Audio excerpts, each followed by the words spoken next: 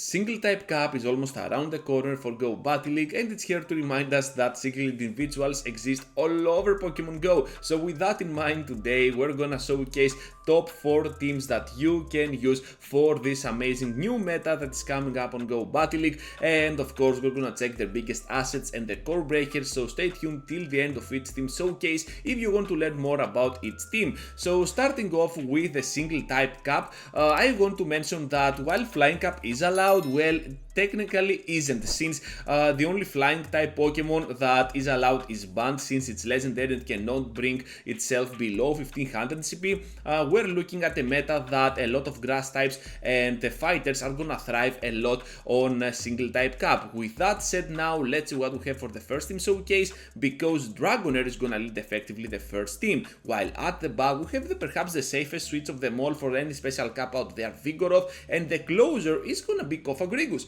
So this team is looking pretty scary for a lot of teams. You got Vigoroth and Dragonair to cover any dark type that are gonna be up against you, so that your Kofagrigus will have the upper hand on the end game. And of course, what I like about this team is that the backline can also take advantage of your opponents with its coverage against fairy types, so that you can have a better environment for your Dragonair by rotating around your Vigoroth and then sweep the entire team of your opponents with your Dragonair. So here is a strategy for this team, and the core breaker that PvP is suggesting, and I haven't found any other one for myself, is gonna be Dubwool, because Dubwool is gonna have eventually a positive matchup against Dragonair, kind of a soft one, but still it is gonna be positive. Same thing goes for Vigoroth, it's gonna be kind of an even matchup with those body slams and super effective fast attacks, but against Kofagrigus the payback is just gonna connect for big damage, so keep that in mind if you want to play this team. Dubwool might be a core breaker, not that of a big one, but payback can be kinda problematic for your ghost type Pokemon. For this next team showcase, we're gonna have 3 Pokemon from Kanto, so you might have used a version like this or a similar one on Kanto Cup, so you might be familiar with the matchups, because this team relies a lot on its fast attacks to be useful.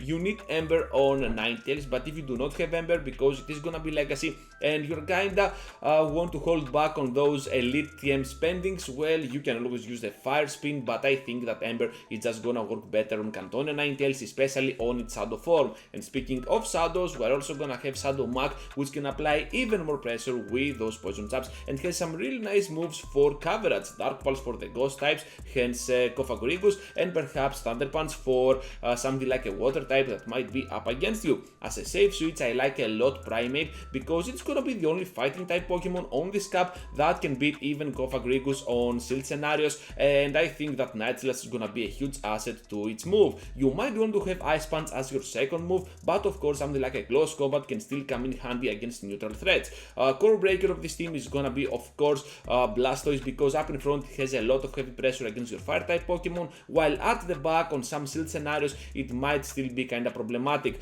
While though you can still pressure with your backline for this Pokemon, I don't think that it's gonna be a serious core breaker, but it is the only one that I could found, so that's why I have included it over here. Now we're gonna have perhaps the most meta-relevant team for single type Cup, because we're having the best fighter of them all, the Shadow Machamp up on the lead, Hypno at the back as our closer, and of course the safe switch of this team, Registeel. So this team is pretty heavy for single type Cup. You have a very bulky backline, while Shadow Machamp up on the lead can apply so much pressure with the counters on anything that can hit for neutral or super effective. When you're paired up against a psychic type like Hypno, you want to bail out to your Registeel and see how you can manipulate any matchup at all. Core breaker of this team is gonna be, of course, Kofagrigus, because it has a positive matchup against any fighter and can go pretty rough against your Hypno. However, listen to that, Shadow Machamp can come pretty close against Kofagrigus, then you are gonna be able to farm down with your Registeel. So I recommend staying in against Kofagrigus with your Machamp, because then you can definitely pressure a lot with your Registeel, and when shields are are down, you might want to carry something like a Focus Blast on your Shadow Hypno or the regular one, or just go with a Shadow Ball plus an Elemental Punch so that you can have the advantage over your opponent. So this team is pretty solid. I think that if you can play it like this,